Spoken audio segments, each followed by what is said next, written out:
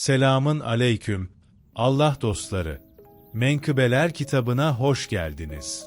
Bugün sizlerle yine zamanı ve mekanı aşan bir hikayeye yolculuk edeceğiz. Bu sadece bir hikaye değil, bir gönül penceresi, bir iç sesin yankısı. Her hikayede bir ders, her cümlede bir iz saklı.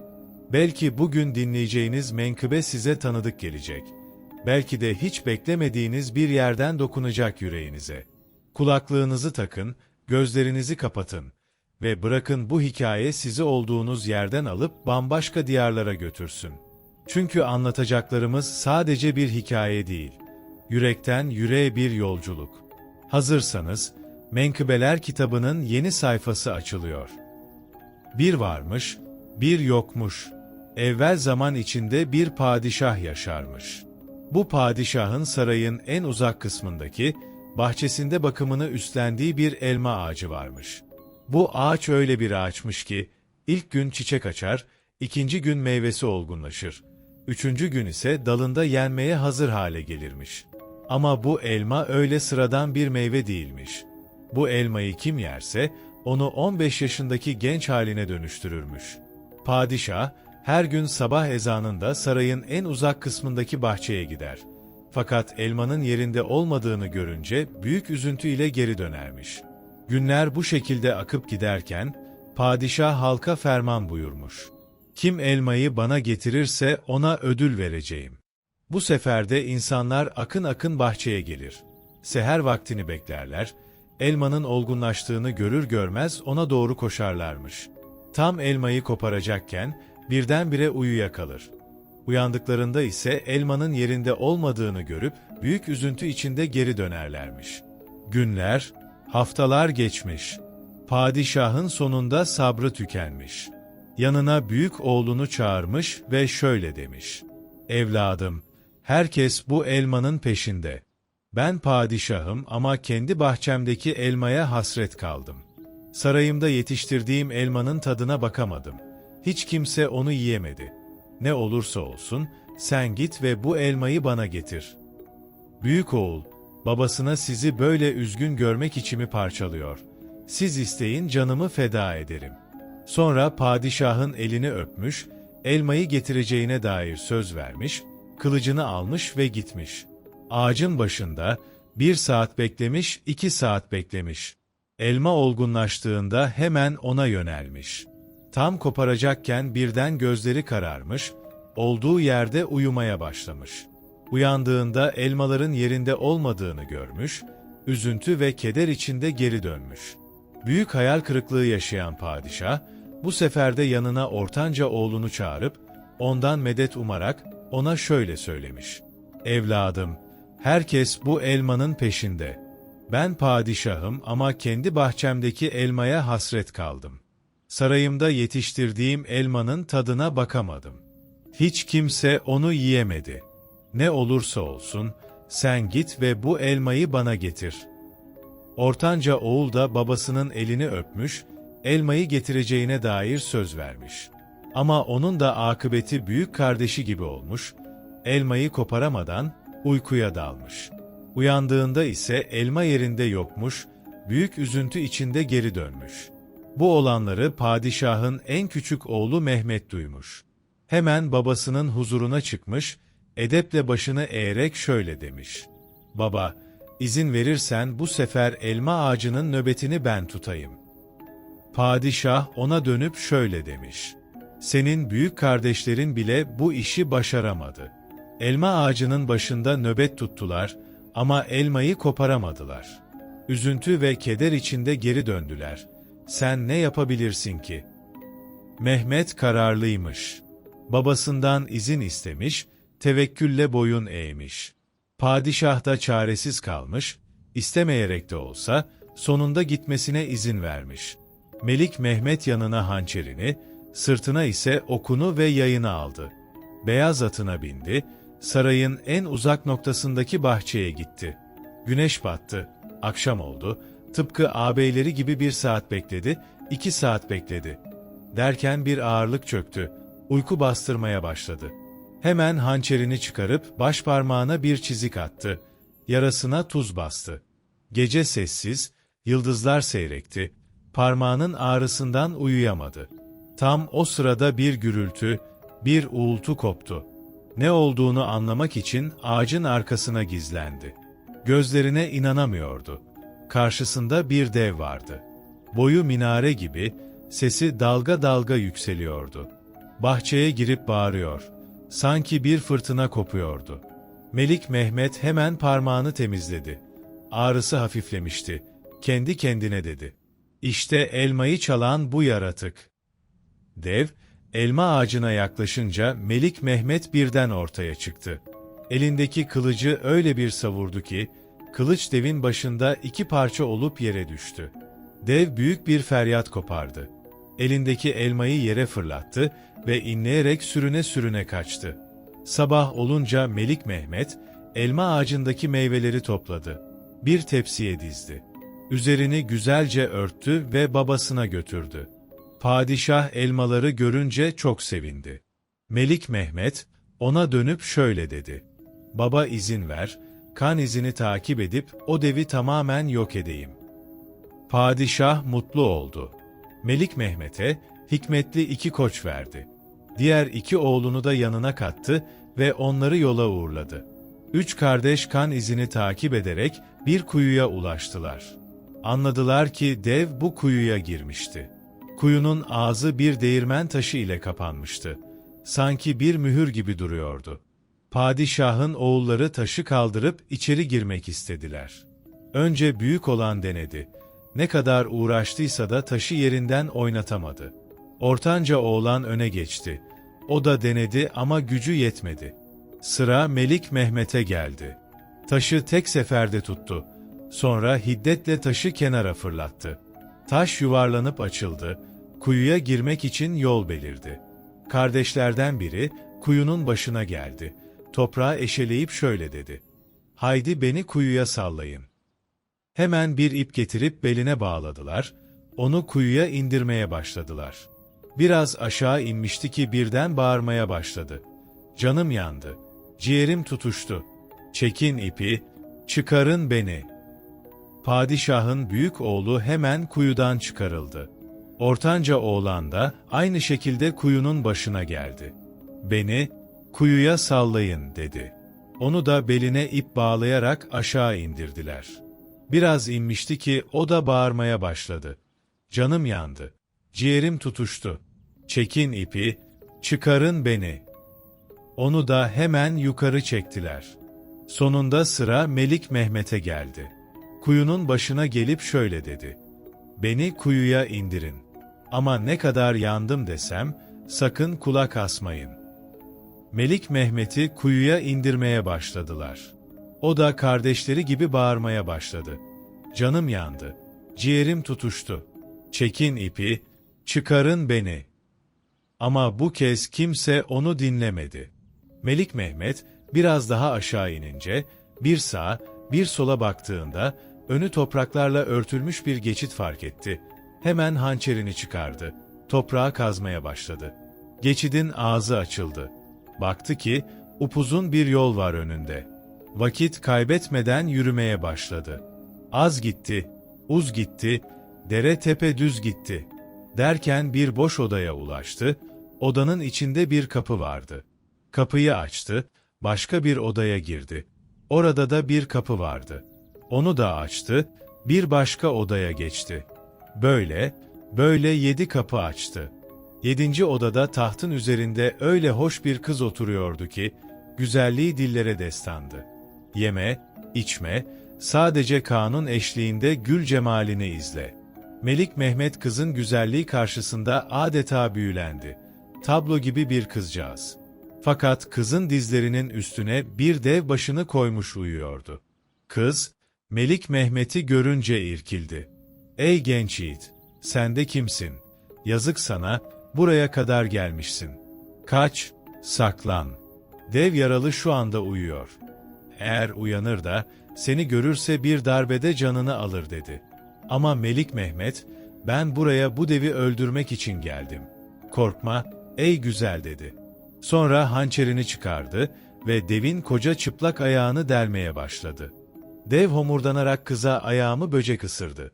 Kalk da ayağıma bak dedi. Ve geri uyudu. Melik Mehmet yine devin çıplak koca ayağını hançerle oymaya başladı. Dev yine uyandı. Homurdanarak aynı cümleleri kurdu. Melik Mehmet biraz bekleyince üçüncü kez tekrar devin çıplak koca ayağını hançeriyle oymaya başladı. Dev öfkeden deliye dönmüş bir şekilde genç kıza sana emredileni yap diyerek bir tokat attı. O esnada Melik Mehmet deve arkadan saldırdı. 40 gün, 40 gece boğuştular. İkisi de birbirini yenemedi. Dev sonra durdu dedi ki, "Ey insanoğlu, bana biraz müsaade et, biraz uyuyup dinleneyim. Sonra tekrar dövüşürüz." Zaten güçten düşen Melik Mehmet, devi bu şekilde yenemeyeceğini anlayınca, devin uyumasına izin verdi. Dev tekrar başını kızın dizine koyup uyudu. Bir süre sonra yeniden dev ve Melik Mehmet dövüşmeye başladı. Bu dövüşme bu sefer 7 gün 7 gece sürdü. Dev Melik Mehmet'ten yine izin isteyip uyudu. Kız, Melik Mehmet'e dönüp şöyle dedi. "Bu devin canı bir şişenin içindedir. O şişeyi kırmadan deve zarar veremezsin." Melik Mehmet hemen sıçrayıp rafın üzerindeki şişeyi yere düşürdü. Şişe kırılır kırılmaz, içinden bir kuş fırlayıp uçmak istedi.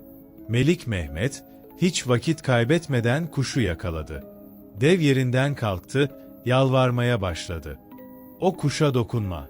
Ne istiyorsan veririm. Yeter ki onu öldürme.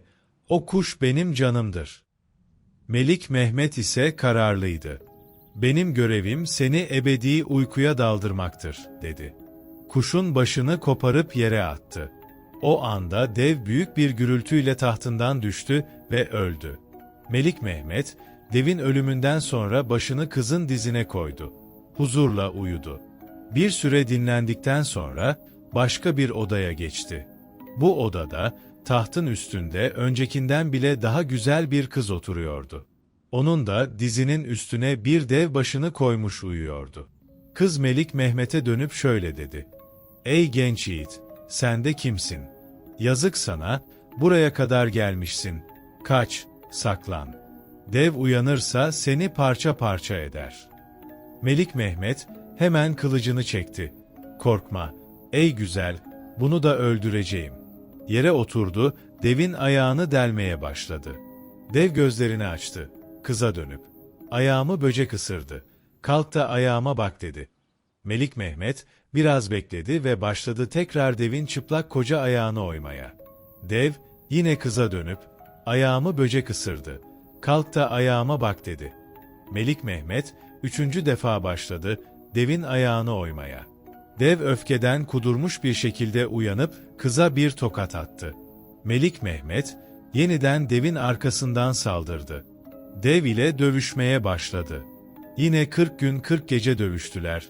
Dev yorulup uykuya daldığında Melik Mehmet yeniden rafa sıçradı. Şişeyi yere düşürdü ve kırdı. Melik Mehmet devin canını taşıyan kuşu bulmuştu. Onu da yakalayıp başını kopardı. Dev bir çığlıkla yere yığıldı ve öldü. Melik Mehmet yine başını kızın dizine koydu. Biraz dinlendi. Ardından 3. odaya geçti. Bu odada tahtın üstünde öyle narin bir kız oturuyordu ki, önceki 2 kızdan da güzeldi. Yeme, içme, sadece kanun eşliğinde gül cemalini izle.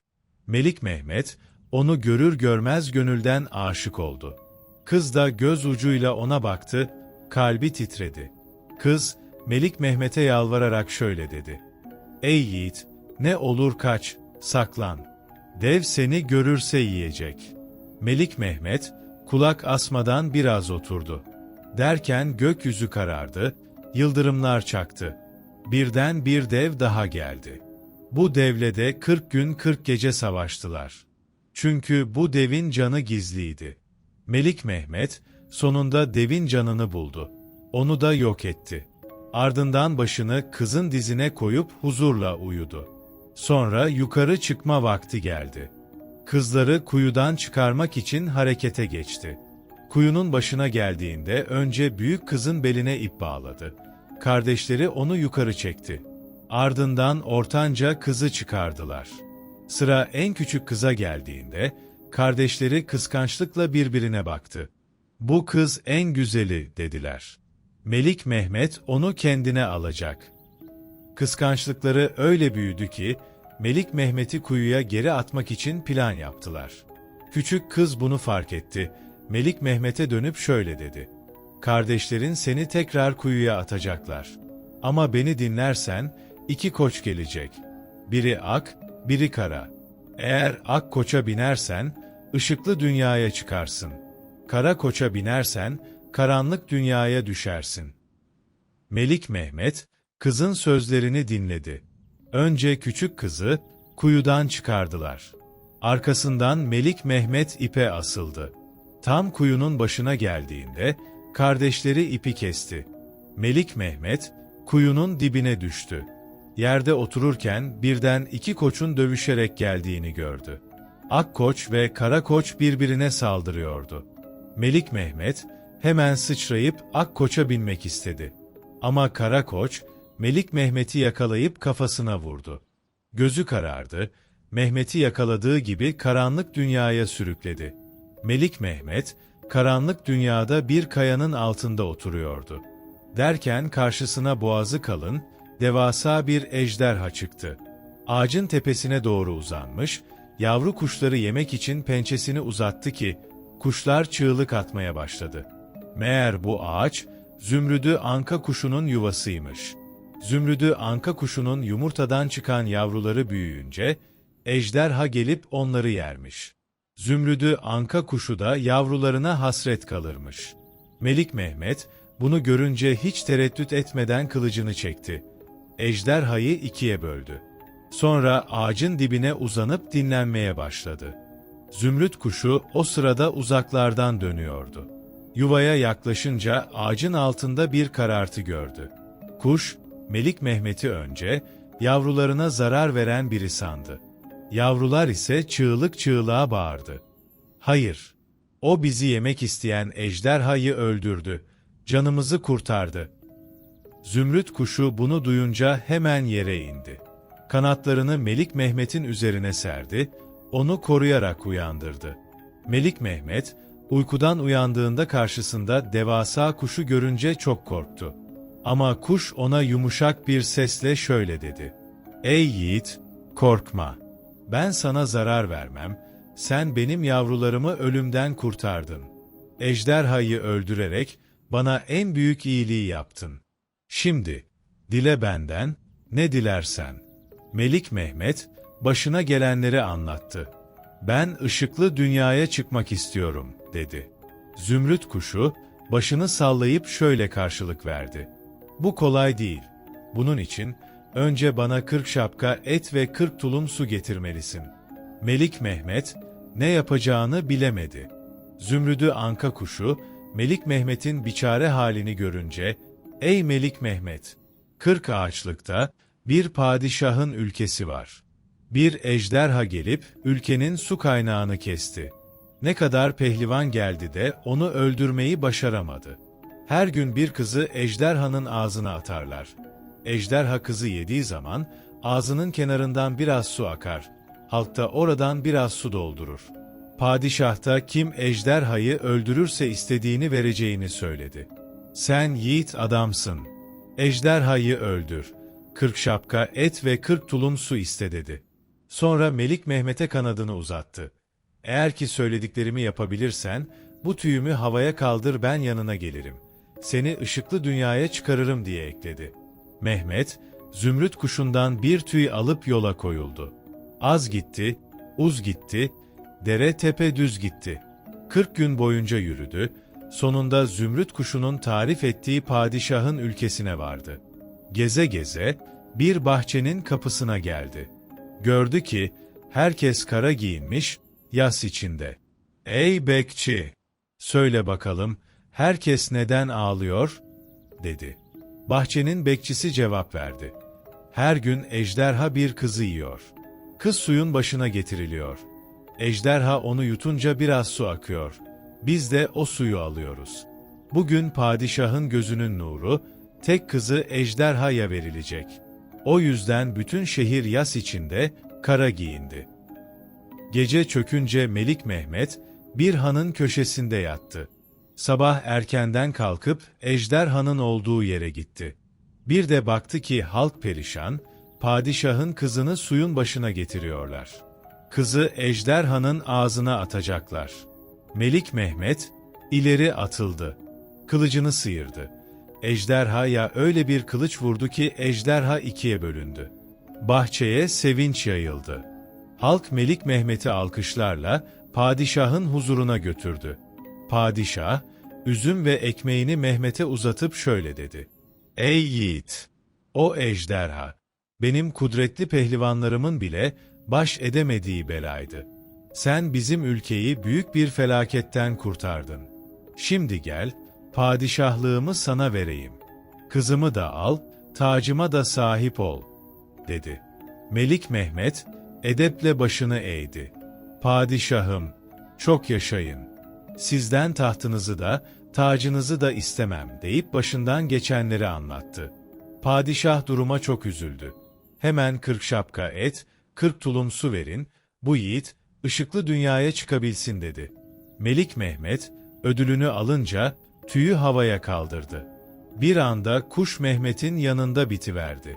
40 şapka eti bir kanadına, 40 tulum suyu da diğer kanadına koydu. Kendisi de kuşun sırtına bindi. Kuş göğe yükseldi. Karanlık dünyadan uzaklaşmaya başladılar. Zümrüt kuşunun belirlediği yola koyuldular. Mehmet aşağıya baktı. Gördü ki yeryüzü ufacık görünüyor, hayret etti. Kuş gak dediğinde kuşun ağzına etten verdi. Kuş guk dediğinde kuşun ağzına sudan verdi. Kuş biraz daha yükseldi. Işıklı dünyaya biraz menzil kalmıştı ki, bir şapka Melik Mehmet'in elinden yere düştü. Kuş gak dediğinde, Melik Mehmet ne yapacağını bilemedi. Kılıcını çıkarıp baldırından kesip, etini kuşa verdi. Zümrüt kuşu ağzındaki etin tadının farklı olduğunu anladı. Onu dilinin altına koydu ama yemedi. Aklınca menzilden kurtarmak için sakladı. Zümrüt kuşu, Melik Mehmet'i ışıklı dünyaya getirdi. Kanadının üstünden yere indirdi. Melik Mehmet, Zümrüt kuşuna yardım ettiği için teşekkür etti ve "Sen git, ben kendim giderim," dedi. Zümrüdü anka "Yok, önce sen git," dedi. Melik Mehmet, aksıya yürümeye başladı ki, Zümrüt kuşu sordu: "Ey yiğit, aksamanın sebebi nedir?" Melik Mehmet, "Eyvallah," dedi ve açıkça anlattı. "Sana verdiğim son parçayı baldırımdan kestim." Kuş o anda dilinin altında beklettiği parça eti çıkardı ve Mehmet'e uzattı. Mehmet eti aldığı gibi baldırına yapıştırdı. Sonra Zümrüt kuşu yarasına dilini sürtüp rahatlattı. Üstüne bir de tüyünü de verip, "Ne zaman dara düşersen tüyü havaya kaldır. Ben hemen gelip seni dardan kurtaracağım," dedi. Kuş sözünü bitirdi, uçup gitti. Melik Mehmet, yavaş adımlarla yürüyerek bir terzi dükkanının kapısına geldi. Terziye dönüp, "Allah rızası için beni yanına al, iş öğret," dedi. Terzi, Mehmet'e acıdı ve onu yanına aldı. Mehmet, dükkanda yamak olarak çalışmaya başladı. Zamanla işi öğrendi, kendini geliştirdi. Ustası ondan memnundu. Bir gün dükkana teller geldi ve padişah büyük oğlunu evlendiriyor. "Terzi gelsin de kıyafetler diksin," dedi. Terzi, bu haberi sevinçle karşıladı. Mehmet'i dükkanda bırakıp saraya gitti. Mehmet bir süre oturdu. Sonra dükkanı kapatıp bir köşeye geçti. Cebinden Zümrüt kuşunun tüyünü çıkardı. Tüy yanar yanmaz, Zümrüt kuşu karşısında belirdi. "Dile benden, ne dilersen," dedi. Mehmet, "Bana sarı renkte ipekten yapılmış bir kaftan, bir at, bir kılıç ve bir kalkan getir," dedi. Zümrüt kuşu, baş üstüne deyip uçtu. Kısa sürede Mehmet'in istediği her şey hazır oldu. Mehmet kaftanını giydi, kılıcını kuşandı, kalkanını koluna taktı, atına bindi ve padişahın sarayının kapısına doğru yola çıktı. Seher vaktiydi. Halk bahçede toplanmıştı. Padişah, oğlunun düğünü şerefine sarayın kapılarını halka açtırmıştı. Mehmet atıyla düğüne daldı, önüne geleni devirdi. Bir sağa, bir sola çarptı. Ardından kılıcını çekip padişahın oğlunun boynunu vurdu. Kalabalık bir anda karıştı. Ne kadar uğraştılarsa da onu yakalayamadılar. Mehmet bir fırsatını bulup ortadan kayboldu. Dükkana dönüp kapıyı açtı ve oturmaya başladı. Bir süre sonra terzi dükkana geldi. Mehmet, ustanın etrafında dolaşarak, "Usta, ne oldu? Anlat bakalım," dedi. Terzi, "Sarayda düğün vardı. Bir yiğit çıktı ortaya, ortalığı birbirine kattı. Sonra kılıcını çekip padişahın oğlunun boynunu vurdu. Herkes üzerine atıldı. Ama yakalayamadılar," dedi. Aradan bir süre geçti, padişahın ortanca oğlunun düğün hazırlıklarının başladığı haberi geldi. Bir gün yine tellal dükkana gelerek, "Padişah sarayda ortanca oğlu için toy düzenliyor. Terzi gelsin, elbiseleri diksin," dedi. Terzi bu haberi sevinçle karşıladı. Mehmet'i dükkanda bırakıp yola koyuldu. Terzi gittikten sonra Melik Mehmet dükkanı kapatıp sessizce bir köşeye çekildi. Cebinden zümrüt kuşunun tüyünü çıkardı. Tüy yanar yanmaz, zümrüt kuşu karşısında belirdi. "Dile benden, ne dilersen," dedi. Melik Mehmet, "Bana bu sefer kırmızı renkte bir kaftan, bir balta, bir kılıç, bir kalkan ve kırmızı bir at getir," dedi. Zümrüt kuşu, baş üstüne değip uçtu ve kısa sürede istenenleri getirdi. Mehmet kaftanını giydi, silahlarını kuşandı, atına bindi ve padişahın sarayına doğru yola çıktı. Sarayda düğün, bütün coşkusuyla devam ediyordu. Melik Mehmet, aniden bahçeye daldı. Önüne geleni dağıttı. Bir sağa çarptı, bir sola çarptı. Ardından kılıcını çekip, padişahın oğlunun boynunu vurdu. Ne kadar peşine düştülerse de onu yakalayamadılar.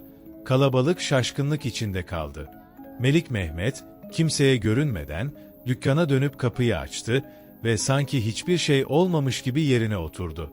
Bir süre sonra terzi geri geldi. Mehmet, terzinin etrafında dolaşarak, "Usta ne oldu? Anlat bakalım," dedi. Terzi, "Az önce bir atlı geldi, padişahın ortanca oğlunun boynunu vurdu, kaçtı gitti. Ne kadar peşine düştülerse de yakalayamadılar," dedi. Aradan 40 gün geçti, padişahın acısı bitmedi. Bir gün yine dükkanda otururlarken Melik Mehmet, ustasına dedi ki, "Koş git padişaha haber et, gözünün yaşı dinsin, müjdemi isterim. Küçük oğlunu buldum de," dedi. Terzi, şaşırarak, "Padişaha bunu nasıl derim? Küçük oğlu kuyuya düştü öldü," dedi. Bunun üzerine Melik Mehmet, terziye başından geçenleri anlattı. Terzi sevine sevine, sarayın yolunu tuttu.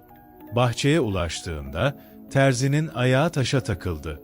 Düştü. Padişah perişan halde pencerenin önünde otururken terziyi gördü. Hemen vezirine, "Terziyi gidin buraya getirin." Yürürken ayakları yerden kesiliyordu. "Bakalım derdi neymiş," dedi. Terzi padişahın önüne geldiğinde, "Padişahım çok yaşayın, müjdemi verin ki, size küçük oğlunuz Mehmet'in yerini söyleyeyim." Padişah öfkeden deliye döndü. "Ölü adam hiç dirilir mi? Bu ne zırvalıktır? Tez başını vurun," dedi. Terzi, tekrar sözlerini yineledi. "Müjdemi verin ki, size küçük oğlunuzun yerini söyleyeyim." Padişah bu sefer sakin bir sesle, "Eğer doğru söylüyorsan seni ağırlığınca altına boğarım. Ama eğer yalan söylüyorsan ibreti alem için kelleni meydanda gezdiririm," dedi. Terzi, sevinçle Melik Mehmet'in başına gelenleri padişaha anlattı. Terzinin anlattıklarını dinledikten sonra, "Onu buraya getirin," dedi. Böylece vezir ve adamları gidip Melik Mehmet'i terzinin dükkanında buldular. Padişah, oğlunu görünce sevinçten gözlerinden öptü. Onu hamama götürttü, şehzadelere yakışır elbiseler giydirdi ve kendi yanında hizmet ettirdi. Oğlunu dost gibi bağrına bastı. Melik Mehmet, başına gelenleri anlatmaya başladı. "Padişahım, meydanda kardeşlerimi öldüren bendim. Kuyuda devleri öldürüp 3 güzel kız getirdim. Evleneceğim kızı görünce tırmandığım ipi kestiler. Beni öldürmek istediler," dedi. Padişah, Oğlunun alnından öperek Allah'a şükretti ki sağ salim dönmüştü. Büyük kızı vezirin oğluna, ortanca kızı vekilin oğluna, en küçük kızı da Melik Mehmet'e verdiler. 40 gün 40 gece düğün yapıldı. Onlar yiyip içtiler, eğlendiler. Biz de yiyelim, içelim, mutlu olalım.